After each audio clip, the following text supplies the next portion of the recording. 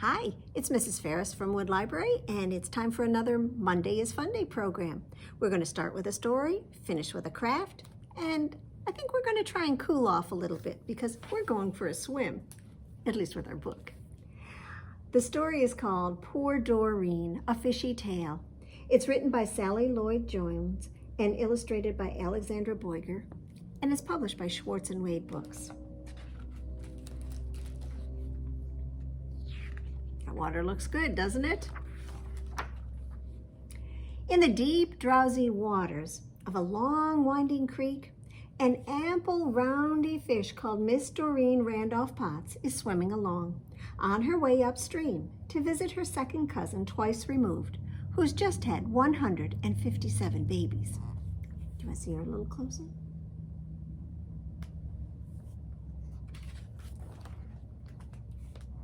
But oh dear.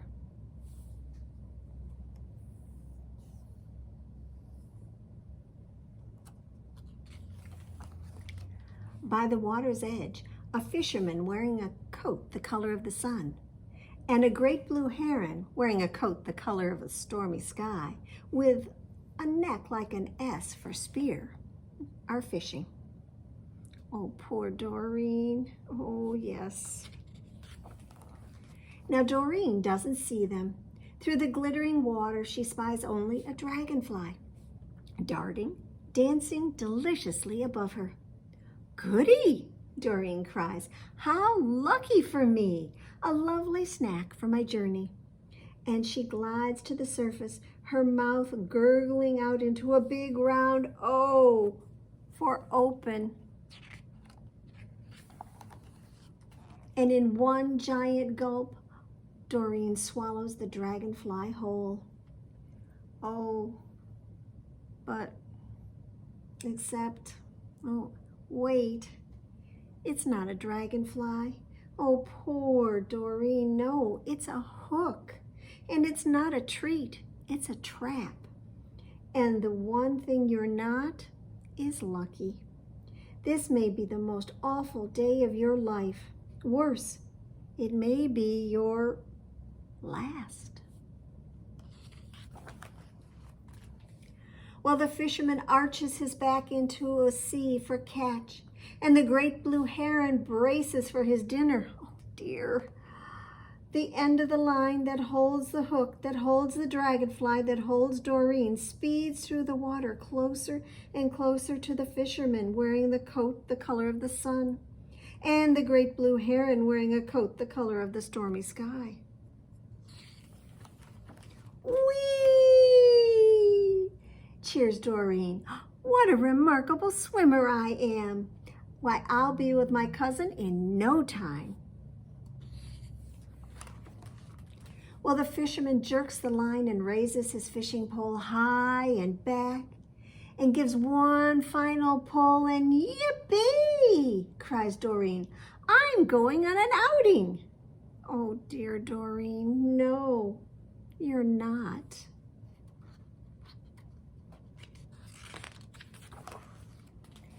You're going out and up and down, and now you're doing a big bellyfish flop at the feet of the fisherman wearing the coat the color of the sun, and the great blue heron wearing a coat the color of the stormy sky.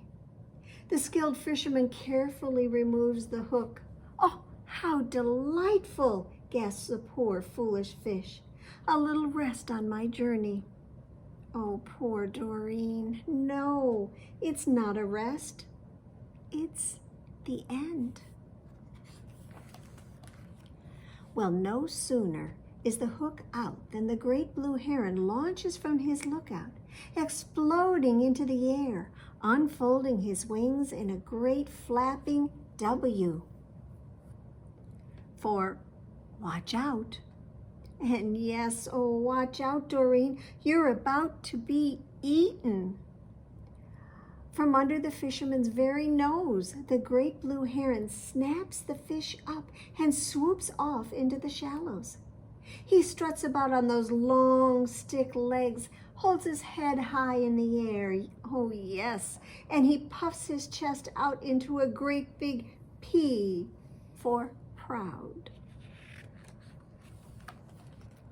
Well, with a mouthful of ample roundy fish, he takes off.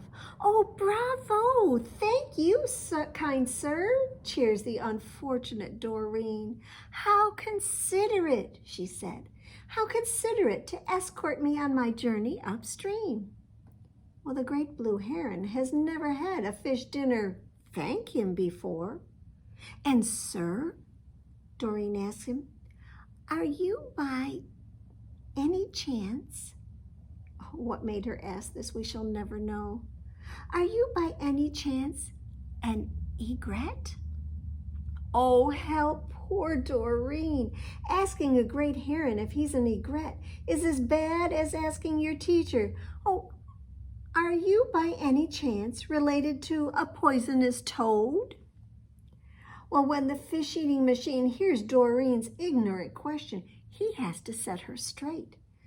He has to open his mouth to snap, oh, goodness gracious, madam, I am no such thing. And in that instant, Doreen slips from his jaws.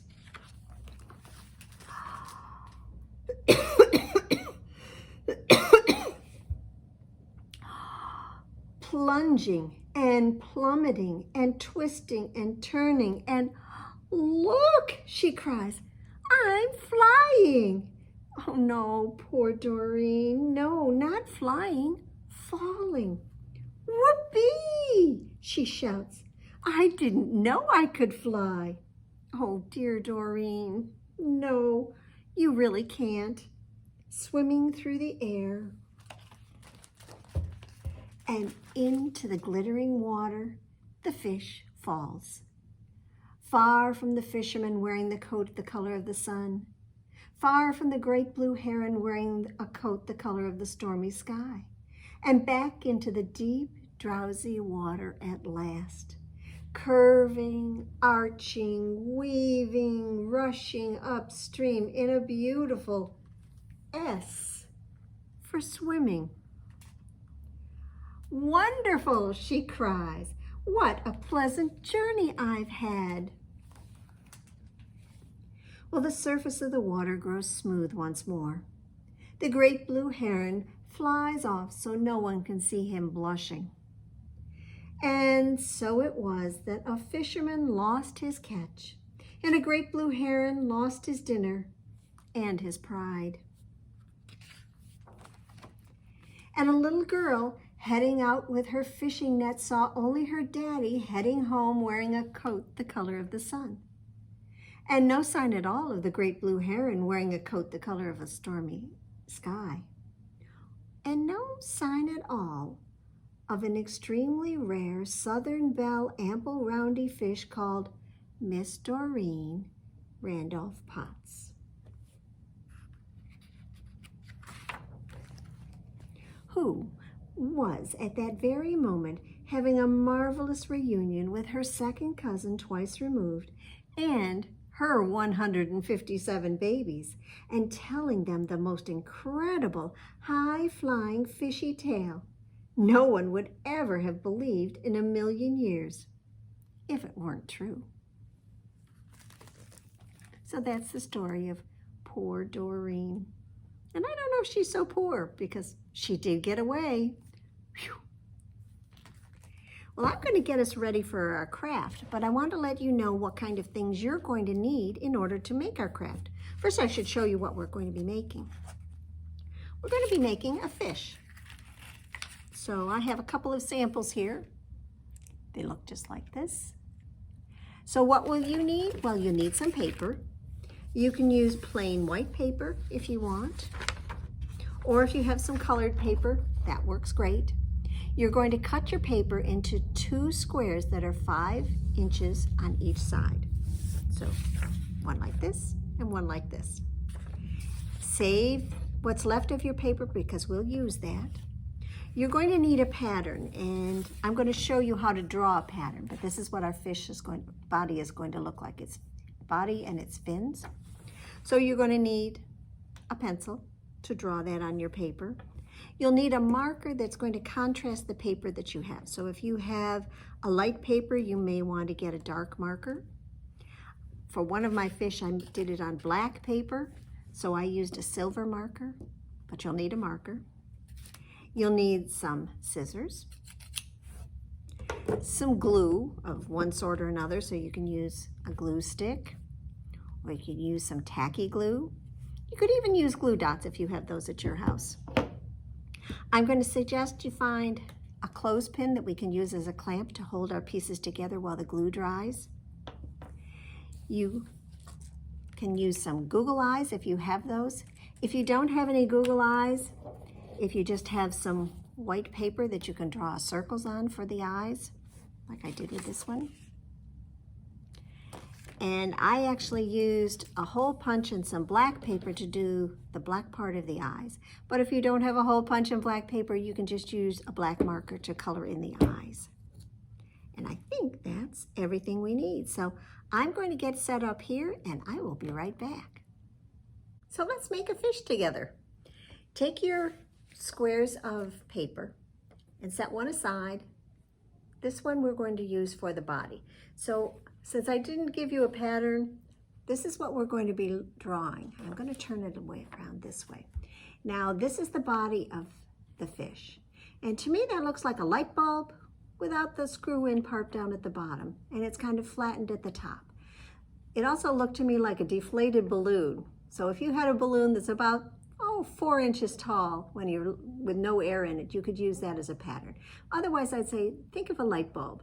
So we're going to draw that on part of our piece of paper. And then on the other side, we're going to draw our fins. So let's get started. If you want, use a pencil to kind of trace your pattern onto your paper. That way, if you don't like the way it looks, you can erase it and start again. So I'm going to go and I'm going to have it flat across one end. Actually, I think I need to have it over a little bit. I could even do it this way and kind of trace it just so I'd know how to.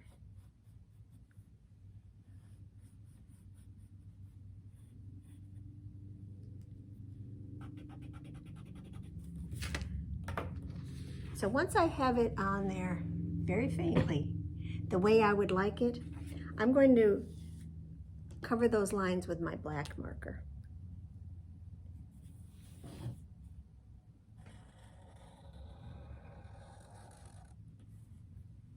Because that will kind of define the fish's body when we put it together.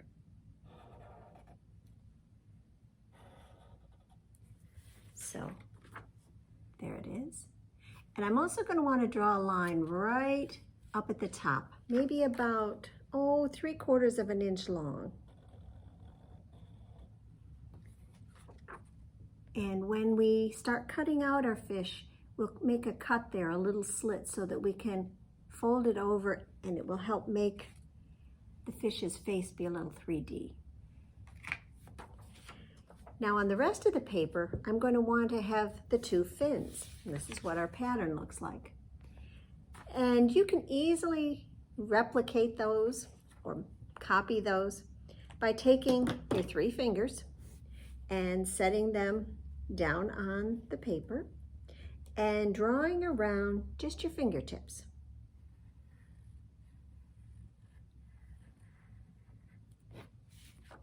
Like that.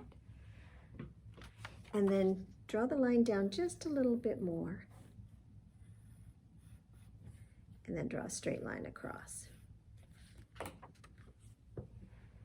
And I'm going to do that with my marker as well, so you can see it and it also will define it. Looks a little like a crown or a cupcake.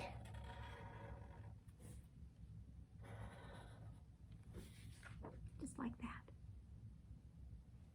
And I'm going to want 2 that are the same. So what I can do is I can trim that part of my paper. So put the body on one side and the fins on the other. And if I fold it in half, I can still see the image through there.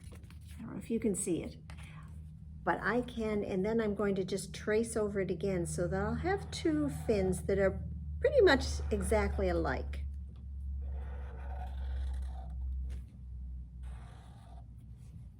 So now I have one there and one there.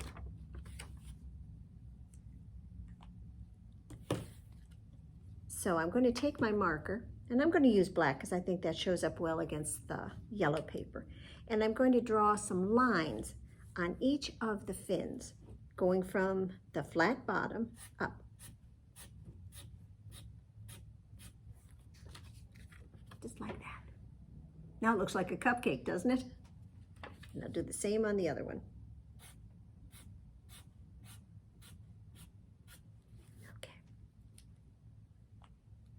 And I can cut those out.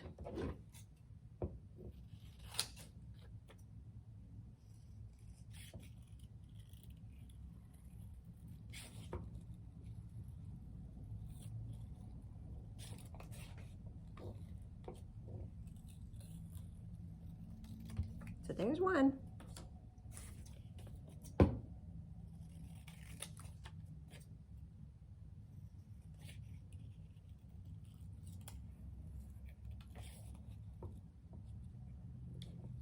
And anytime during the video, if you need to take some time to do one part of the project, just put it on pause and then you can come back.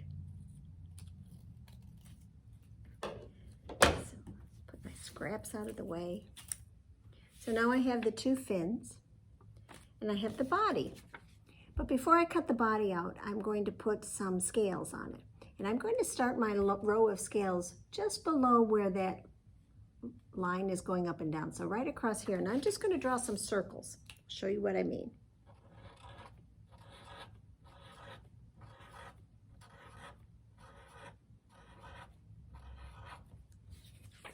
Just like that. And then you're going to fill in with circles all the way down.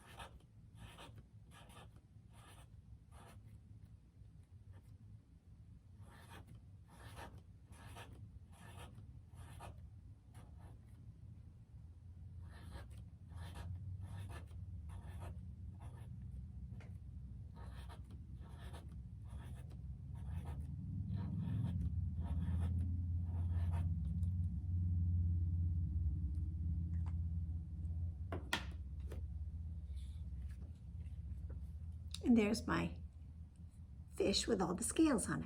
So now I can cut that out. I didn't cut it out beforehand because if I had gone over the edge, it would have been on the scrap around the outside and not on my table or my work surface. So I just think it's easier to do that and then cut it out.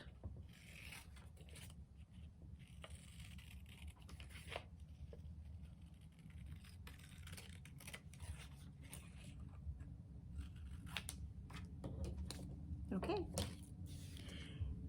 so there's my fish with my fins, and now it's time to make that little slit up at the top.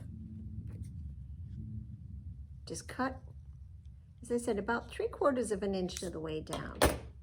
And then what you're going to do is you're going to fold one side in on the other so that that straight edge touches the far edge. So it's going to be just like that. And then I'm going to glue it. Okay. So I'll get my glue stick out.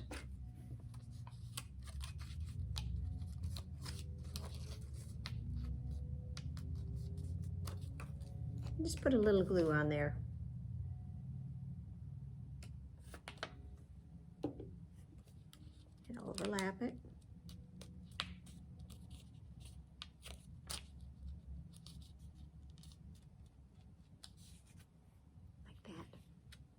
And if you need to, you can use that clothespin to hold it in place while your glue dries.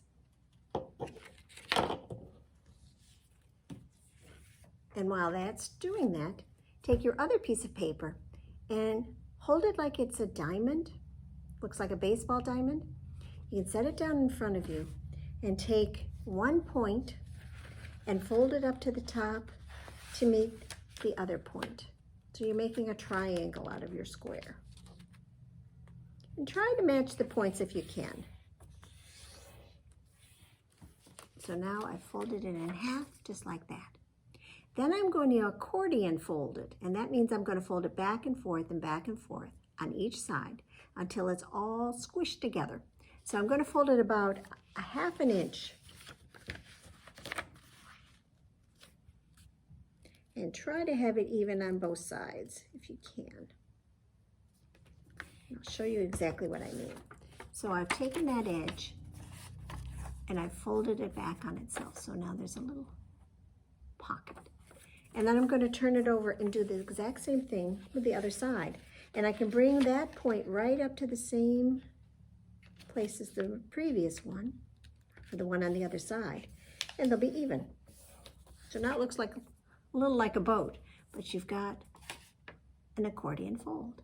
That means you've got one mountain fold with two valley folds on the other side. Mountain folds are the ups, the valley folds are the down. That's what they call them in origami, and this really isn't going to be origami, but I think that that explains how it's going to go up and down as you fold it. So then fold it again, and you can use that first fold to kind of give you a measurement of how much your half inch is each time. So I folded it that way. I'm going to turn it over, bring the point up to meet at the top, and press and fold again. So now I've got two folds. And I'm just going to keep on going. Fold it up using the previous fold line as my measurer. Crease it down with my fingers, turn it over, and repeat it on the other side, bringing that point up to meet the point that's on the back. And you just keep doing that until you run out of paper at the points. So turn it, fold it, flip it over, fold it, bringing the point up to the top, fold it up again, press down, turn it over, bring the point up, press it down, and then I'm going to have one last fold. It's not even a full fold, it's just to get that point to be even with the edges of all your other folds. So I'm just going to fold that back.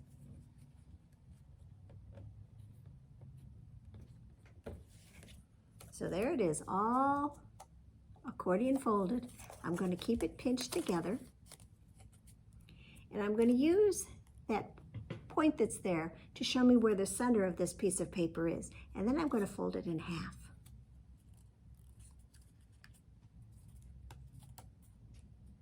And then squeeze it really tight.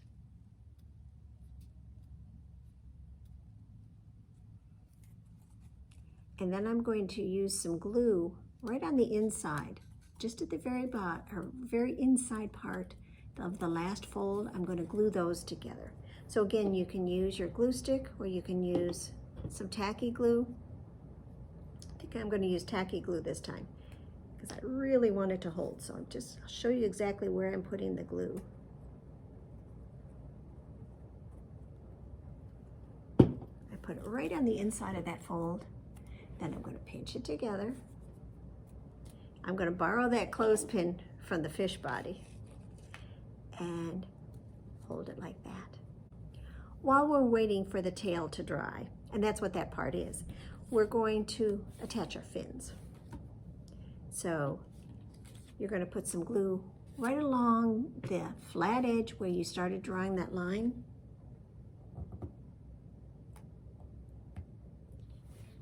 And then you're going to stick the fin right underneath the body, right about where those scales started. So like that. And you'll do that on both sides.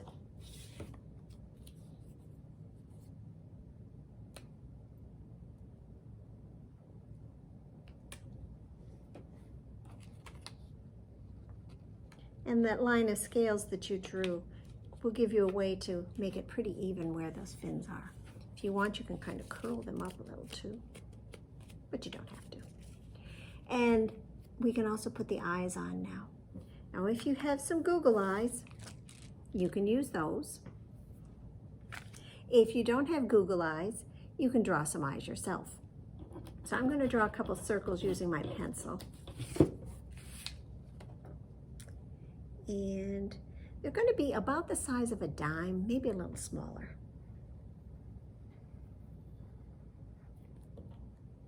I don't want them too big because the face of my fish isn't very big. But there are my eyes.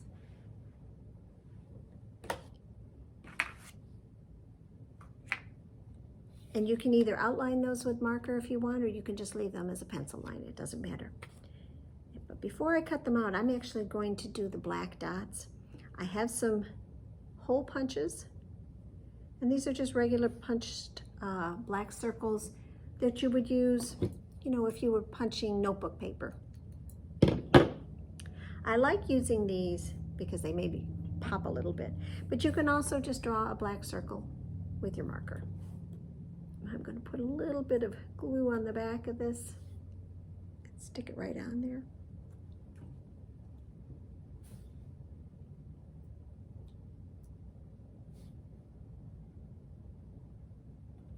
And I like gluing them on because you can place them in ways that will make the fish look silly or scared. All depends on where in the eyeball you put the little black dot. And then of course we need to cut it out.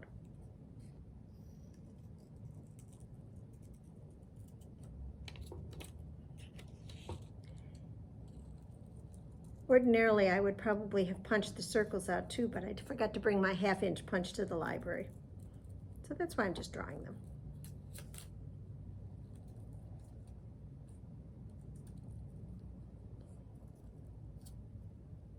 And they don't have to be perfect.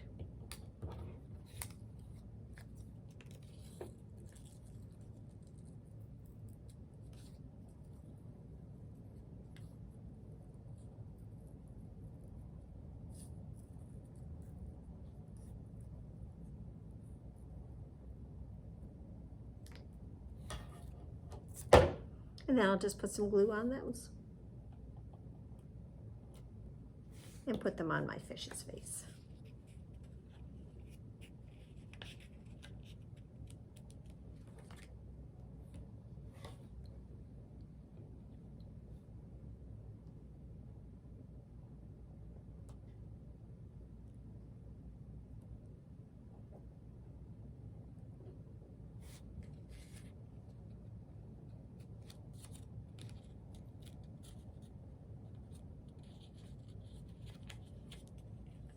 There's his face.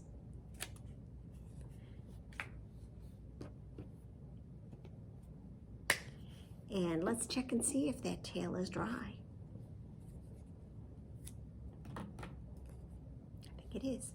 So now what I need to do is put some glue on the edges right down in here because this is actually the fish's tail. So I'm going to put some glue across. And again, I think I'll use the tacky glue for this one.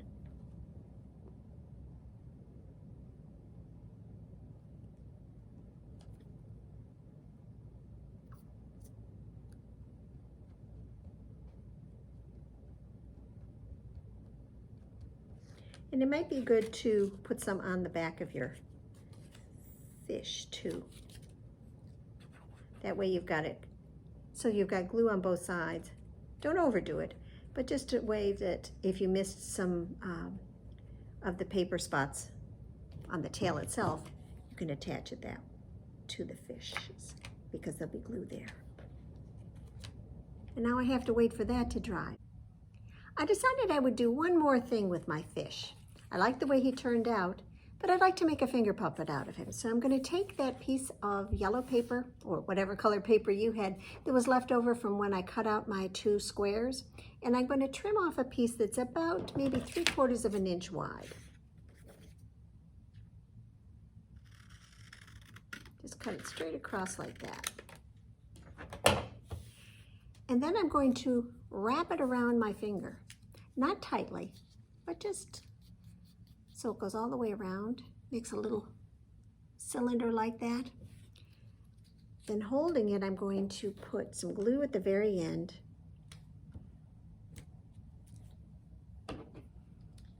Wrap it around.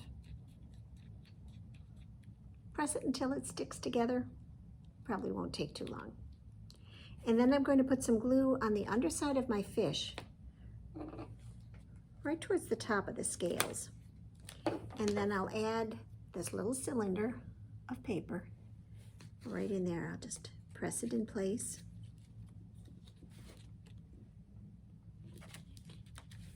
And then I can slide my finger into the cylinder, and now I have a fish finger puppet who can swim all around. So that's our craft for today and our story. I hope you enjoyed them both. We'll be back another time for another Monday's Funday story and craft program, so we hope you'll join us. Thanks for watching. Bye-bye.